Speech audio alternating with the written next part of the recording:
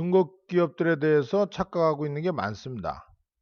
일단은 처음에는 일단 중국의 컨슈머 카테고리의 다양한 범위에서 신발 또는 전자제품, 주얼리 같은 그런 품목을 포함해서 이미 중국은요, 세계 시장에서 넘버 1, 2의 자리를 랭크 차지하고 있습니다.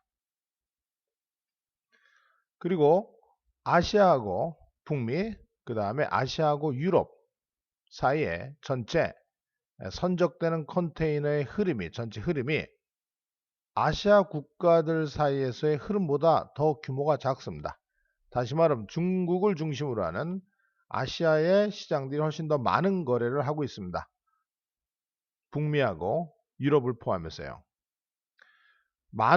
후자의 많은 부분이 중국으로 수입되는 물품을 포함하고 있습니다. 또 하나의 착각하기 쉬운 것이요. 국내 수요가 차지하고 있습니다. 설명해주고 있다. 차지하다, 설명하다. 중국에서 만들어진 에어컨디셔너, 모터사이클, 트럭, 스틸 대부분의 판매를 차지하고 있다는 겁니다. 수출만 해서 중국이 먹고 살지 않는다는 거죠. 내수가 있다는 거고요. 그 다음에 새로운 신기술의 어떤 적용률이 급성장하고 있는 중류층 사이에 신기술을 받아들이는 채택률이 거의 모든 디벨로핑 발전하는 개발도상국에 그것들을 능가한다는 겁니다. 중국은 4억 명의 인터넷 유저가 있고요. 대부분이 광통신 또는 대역폭을 가지고 있습니다. 광통신이 아니고 고속통신망을 가지고 있고, 휴대전화기가 도시 지역에서도 어비퀴토스 어디나 있고요. 대부분의 소비자들은 리플롭, 랜드라인스, 유선을 훨씬 넘어섰다는 거죠. 유선을 완전히 넘어서 무선으로 연결되어 있다는 겁니다. 중국의 도시들은 너무나 빨리 자라가지고요. 이 나라는 이미 대부분의 유럽 국가, 서방 국가들이 가지고 있는 것보다 더 많은 도시 중심지가 있습니다.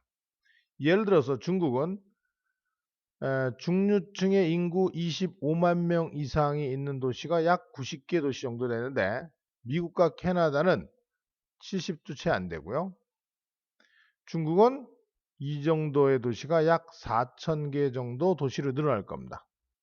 게다가 이 도시들 중에 50개가 중류층의 inhabitants, 시민들, 거주민들이 100만 명 이상 사는 것이 될 거고요. 어마어마하겠죠? 그래서 resident, 그 시민들의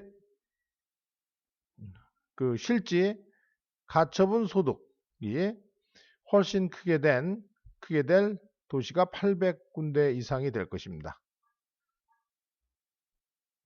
오늘날의 상하이 거주민보다 더 많은 양이죠.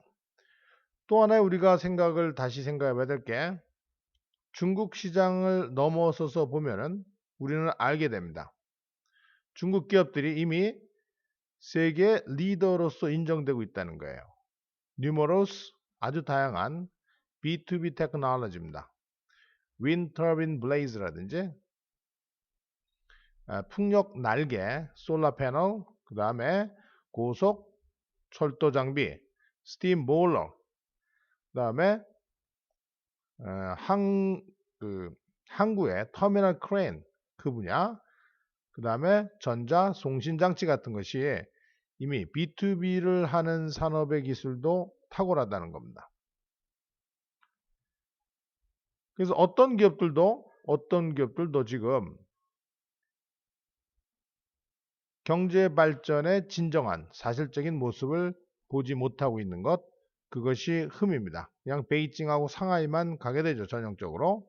그래서 5스타 호텔에 머물고 힐튼 같은 고급, 하얏트 같은 고급에 모이는데, 로비에는 앱2 못 마는 경향이 있습니다. 스타벅스가 있을 가능성이 있겠죠. 그래서 서방에서 출장 온 외국인들은 정말 중국의 진정한 파워를 보지 못하고요.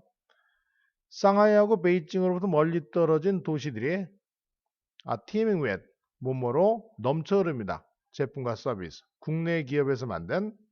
그리고 만약에 서방 기업들이 그 도시로, 그 확대되는 교시로 가지 않는다면은 그들은 뒤처지게 될 것이죠.